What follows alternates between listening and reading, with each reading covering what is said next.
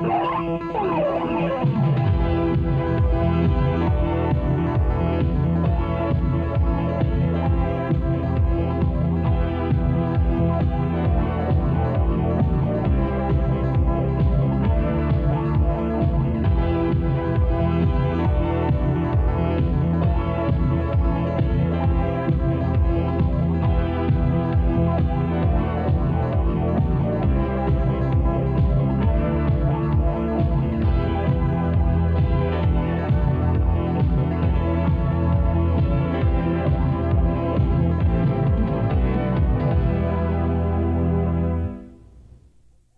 chairperson of the Cordillera People's Alliance. And this alliance is a coalition of the different indigenous peoples organizations in the northern part of the Philippines, which is called the Cordillera region. And this alliance is basically working for the advancement of the struggle of indigenous peoples for self-determination and also for the defense of the ancestral domain. Well, from Canada, you know, we don't normally associate the Philippines as people, as indigenous peoples. Yeah. So there are indigenous peoples in the Philippines who compose something like 8 million out of the population of 62 million Filipinos. And we are considered indigenous by virtue of the fact that unlike the majority of Filipinos who were colonized by the Spaniards, you know, we have been a colony for 350 years. The Philippines, the people in the north, that's us, the Igorots, and some people in the south and others scattered in the rest of the island have not been colonized by the Spaniards because, I mean, like us, we resisted. And the 350 years of a difference, you know, of people being assimilated into the Spanish colonial rule and people not being part of that has definitely there was a difference in the lifestyles, worldviews, you know. We maintained the pre-colonial, pre-invasion cultures, unlike the majority of the Filipinos. How was it that you resisted? What was that story about? Well, the people a lot of our people are basically animists, you know, in religion. And land to our people is really very precious. So I think when our people knew that they were being threatened with being disenfranchised of their lands, then they just fought against the Spanish colonizers. You know, they didn't buy this whole business of having to be Christianized, you know, to be, you know, that kind of thing. I think there was really a conscious resistance on the side of our people. And this is certainly a part of Philippine history that you don't hear about. Indeed, yeah. Not many people know about that. In fact, even among the Filipinos, the image which was presented of us was that we were barbaric, we are savages, we are primitive, we just refuse to be Christianized like the majority of Filipinos, you know. So the Cordillera People's Alliance are trying to bring that to the awareness of the people in the Philippines as well as the world. How are you doing that? That is a task. Yeah, what we did was to make a research of our own history, because these are stories that never get into the history books, you know. And after we were able to establish at least the basic historical facts, then we did a lot of education campaign among our own people and also within the general Philippine society. And we have been actively participating in international struggles too. You know, we participated in the UN. The UN has a body which is called the UN Working Group on Indigenous Populations, and we were invited to attend these meetings which go every year, and that was an occasion for us to also tell the world, you know, that there are peoples like us who are in the Philippines, and these are the kinds of struggles and issues that we have. What is affecting the population of the indigenous people? Well, I think it's a little similar to the situation of the native peoples here, in the sense that we have a problem with lands. You know, our lands are being appropriated from us by laws which have been enacted by government, and this facilitates the exploitation of our natural resources and the disenfranchisement of people of their lands. So, like, I come from the Kanais of mountain province, and we have always been subjected to logging corporations who would like to come into our communities to get the logs, or mining corporations who would like to mine. Have you had a situation like that recently? Recently, we had a case where in Bontoc Mountain Province, they wanted to open up a mine, because the people have been doing small-scale mining for ages, and they never allowed the corporate mines to come in. But when these corporate mines want to come in, they entice the officials of the community to allow them to operate the areas. The women were the ones who opposed the whole scheme. In fact, the women themselves returned the money, because they said that what if we get this money, after some time it will disappear, and then our rice fields will go. So they received money from the corporations? The corporation was trying to give money to them to sort of buy them off. These are foreign corporations? Oh yeah, it's a local corporation, but it has a lot of foreign funding into it. The people just had they had to have meetings, because that's usually the local custom is for people, and it's consensual decision making is the usual mode of decision making, and the people just decided that they wouldn't like to accept the money, because if they get the money, then all their lands will go and they will have nothing left for their children and their children's children. So it's as simple as that, and so decided not to accept it. In spite of that, the mining corporation started to do some surveying. So the women went into the area where the geologists are and the surveyors are, and then drove them away. There is a tradition where they bared their breast to drive away the men, and all the surveyors left. After that, the women carried the tools and instruments of the people down to the town center. It's actually a traditional form of protest which our women have been doing. Is that right? Yeah, and they said that the reason they do that is just, it's like, that's a sign of disdain for people who don't even respect their mothers, you don't respect people, so it's at the moment they do that, they should be ashamed of themselves, and the only way for them to do is to go away.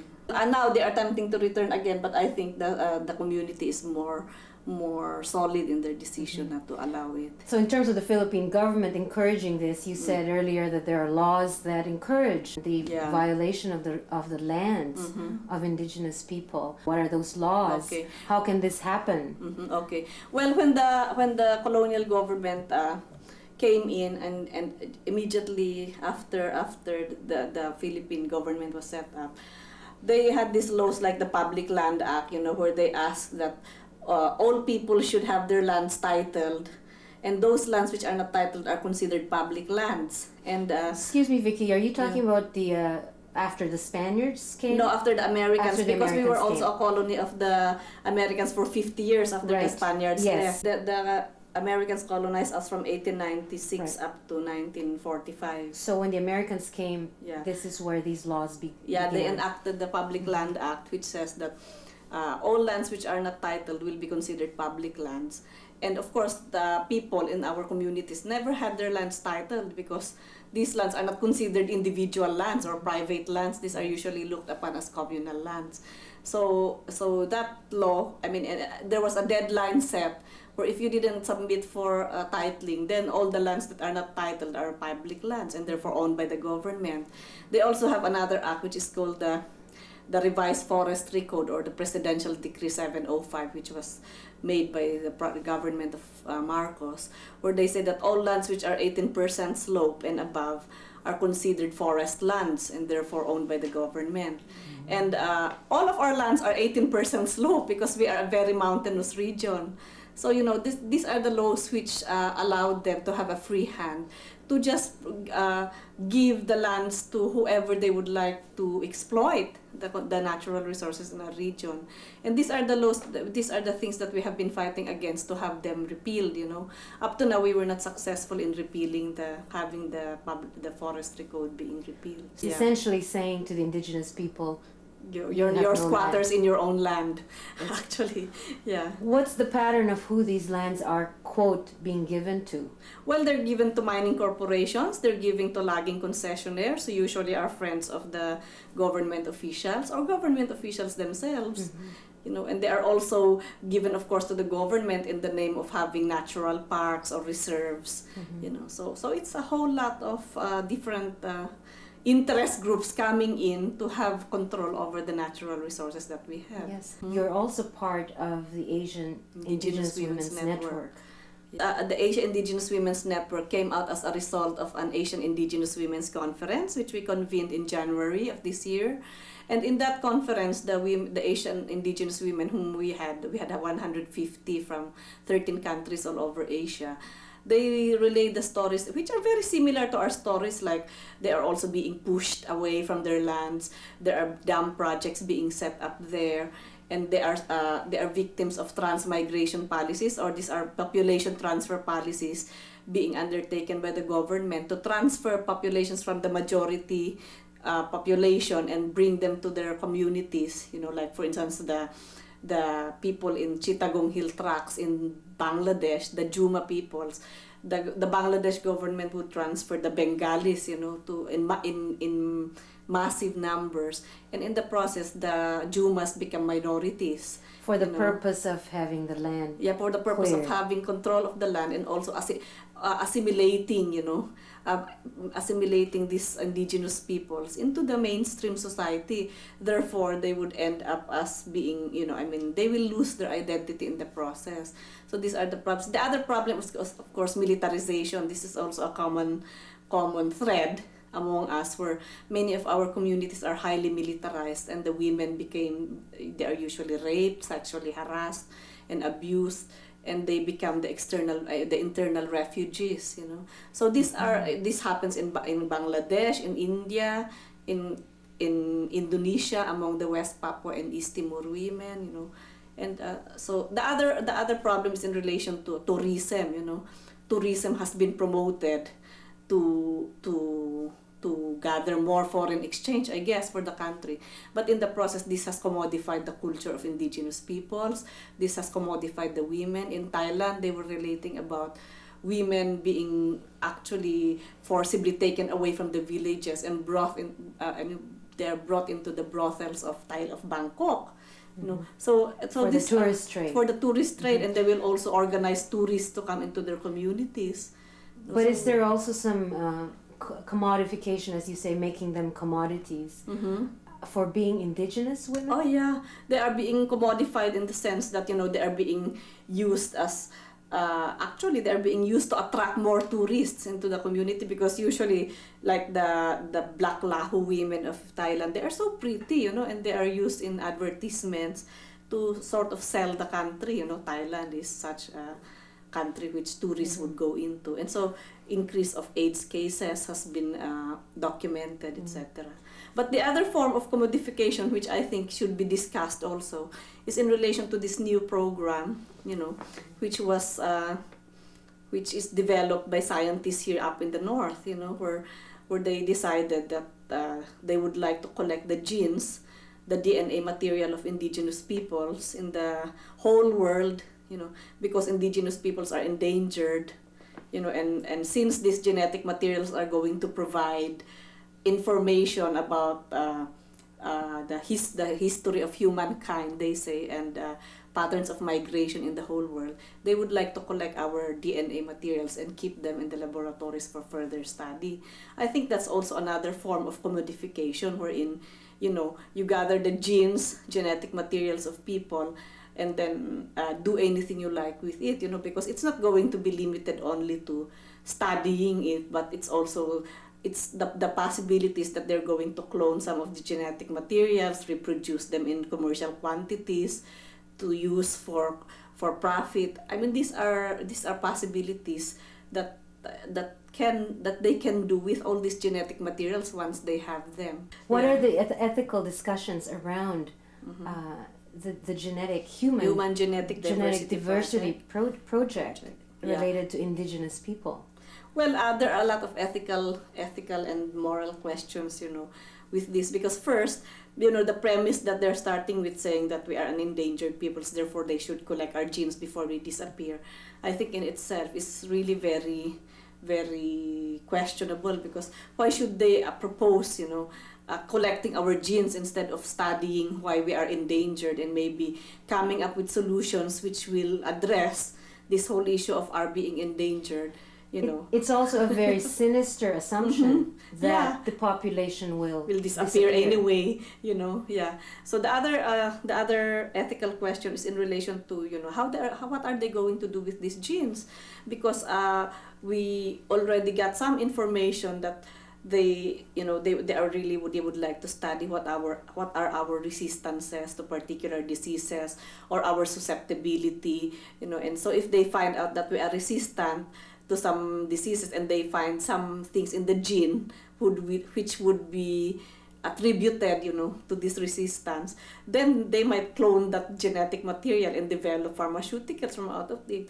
But if they find out that we are also susceptible to particular diseases, they can also develop that, replicate it, and then use it for biological warfare, And I mean, if you keep on resisting their projects, dams and mines, etc., they can just kill you off with these materials which they can develop. So when we are analyzing the whole project, we're also thinking that, what if they will be able to get all these very good strains of genetic material? Are they going to create superhuman beings from out of this? The advances that they're having in science is so fast, that they can mix and match all the genes and create people whom they would like to exist in this world, So in a sense, there's also a eugenist or racist aspect into it, and you can never tell what they're going to do with it. And then of course, finally, I mean, the fact that they are going to use this for such purposes, that means they will claim intellectual property rights over these genetic materials which they have in their hands,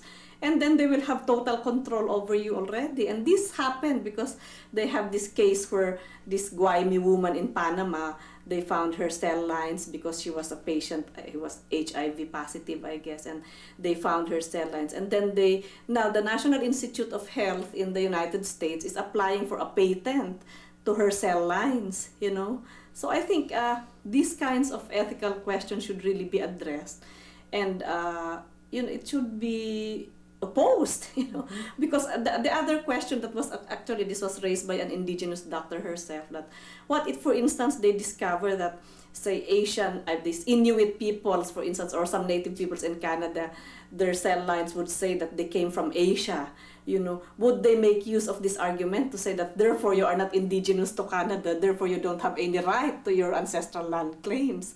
Are they going to use this for that?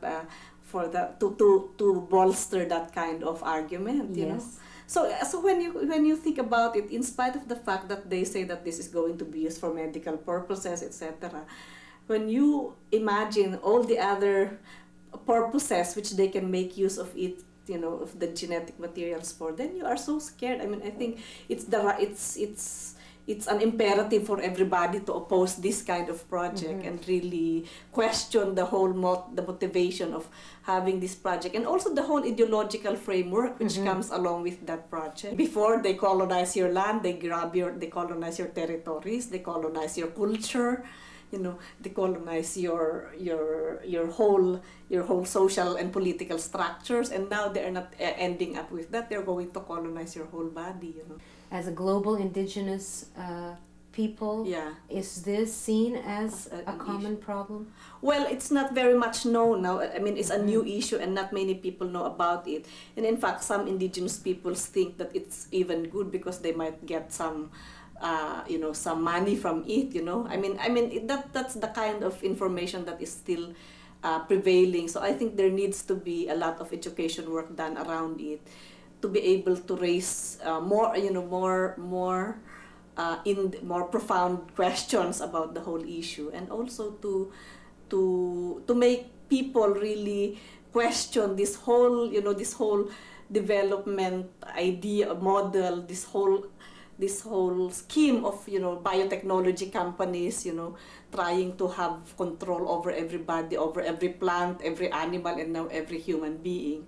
I think it should be discussed in that light, so that we will be able to really address the issue from where it's starting from. Yes, instead of trying to attack each issue separately. And so your connections with the First Nations people of Canada, I would imagine there's a lot of common ground. how are you approaching that? Well, because of the relationships that we have been forging when we attend conferences. And then they visited us in '87. The Cordillera People's Alliance sponsored an international solidarity conference of Indigenous peoples, and Father Rene, I think, facilitated that these Denes will come and visit us. So there were, I think, four of them, 2 elders and 2 youth, and we brought them all over the region. Yeah. And then we also had recently, this year, April of this year, we had somebody from the Nishiga community, Audrey McKay. She came over and participated in the Cordillera Day celebrations, which we hold every year on April 24, which is a commemoration of the killing of one of our martyrs who fought against the Chico Dam project. You know, we have this project in the mid-70s, where the World Bank wanted to put up 4 big dams along our rivers, and our people united, resisted against it. But one of the leaders, Makliing Dulag, was shot in his house by the military because he refused to be bought off, you know. And since then, that was in 1980 of April 24. So every year from then on, we do these celebrations, and then we invite Indians, native peoples all over the world to come and participate and celebrate with us. So those were some occasions which we make use of to really forge stronger linkages between us and with the different peoples in the world, and also within the country. We have formulated different declarations, different common points of unity, you know. And just recently we had the International Indigenous People Summit, which was convened by Rigoberta Menchu. It was held in Guatemala, and the second one was held in Mexico. And the indigenous peoples got to meet with each other and planned out common programs and common agenda for these next years. In fact, we are pushing for the Declaration of the United Nations for a decade of indigenous peoples. And that is the way we get to relate with the native peoples of Canada. And in fact, in this trip which I had, which was sponsored by the 10 Days for World Development campaign, I was able to visit 3 native peoples reserves in Saskatchewan, Montreal, and in Ottawa. So that gave me a better picture of what the situation of native peoples here in Canada are and how it relates with our situation in the Philippines.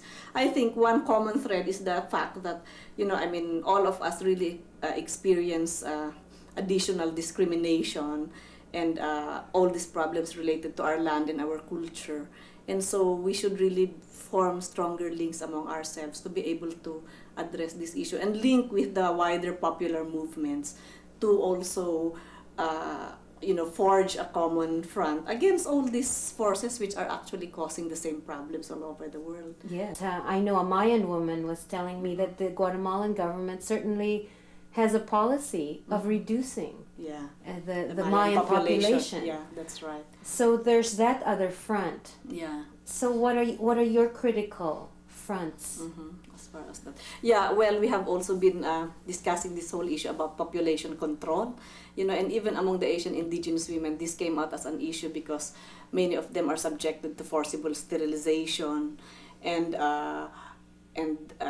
of course, not aside from forcible sterilization, this whole business of transferring populations to make you a minority, you know. So I think from indigenous people's perspectives, we have a lot to say as far as population control programs are concerned, you know, because first, a lot of the indigenous populations in the whole world usually don't have the same pattern of growth as the majority population, you know. In the South... How is that? Yeah, well, in the South, while they say that there's overpopulation, actually, in reality, in indigenous people's communities, they are not really increasing, you know, as in the same rate as the majority population.